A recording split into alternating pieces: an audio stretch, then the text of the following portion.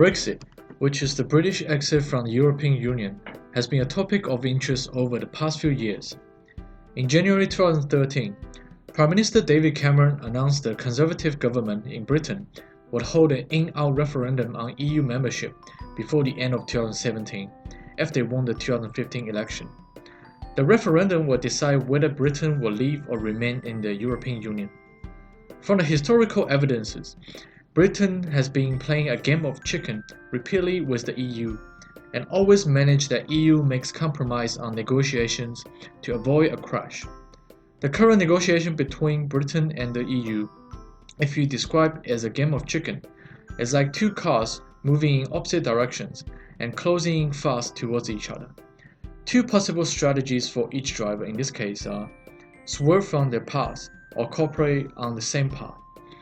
There are four possible outcomes in this game, the worst being two cars commit to the path and crash into each other, and the best being both cars swerve and avoid a collision.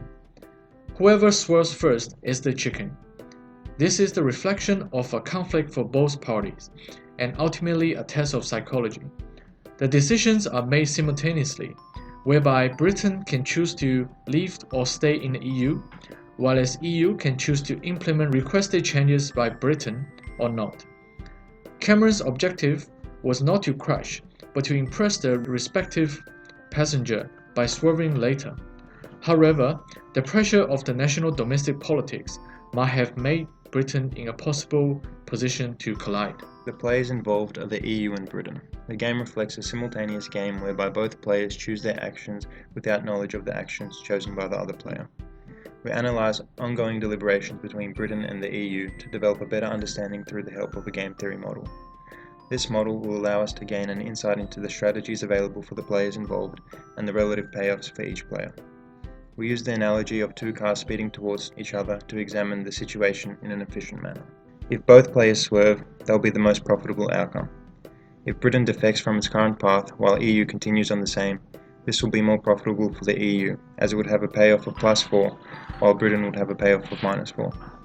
This is the case because Britain has a tendency to play a game of chicken again and again, all these times forcing the EU to swerve. If Britain swerves, then that would be seen as a sign of weakness for Britain and will eventually lead to a weaker status in Europe as well as around the world. If EU swerves first, as it has done for the past couple of years against Britain, then that will be a profitable outcome for Britain compared to the EU.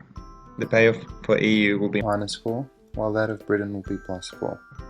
This is the case because if the EU swerves first, then this would result in a bad impression for the organisation, as well as the other 27 countries involved, which would lead to a weaker global positioning. This would prove the point that if you aren't comfortable with any rule that has been established by the EU, you can easily negotiate with the organisation. This will be a profitable scenario for Britain, as they would get what they want and all of their demands will be met. The most unlikely scenario is the metaphoric crash of the two cars, which will ultimately result in a Brexit. Consequently, the effect would be more adverse on the economy of Britain than the other states who are currently members of the European Union. In this scenario, Britain will no longer be a part of the EU, which will have an adverse effect on all countries currently a part of the EU. In this situation, Britain will have a payoff of -10, however EU will have a payoff of -6. This is the case because the scenario will not be ideal for both parties in the short run and will have more adverse effects for Britain compared to the EU. Assumptions for the game are as follows. The historical background of the European Union suggests that the game is repeated. However, in this particular scenario, only a one-shot game is considered. In the past, the EU has swerved first, avoiding a crash. There is complete information and imperfect information. Payoffs are known and fixed. People treat expected payoffs the same as certain payoffs.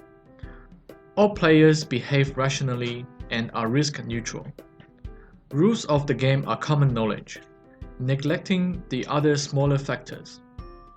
We have considered EU to be a unified organization in this case, but this might not be the case in real life.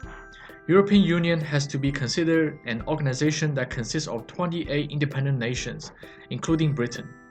This will mean that we will have to develop a game to be played in a 1 to 27 constellation, which will be very difficult to handle due to the infinite number of strategies and payoffs possible for the multiple parties. Created using Powtoon.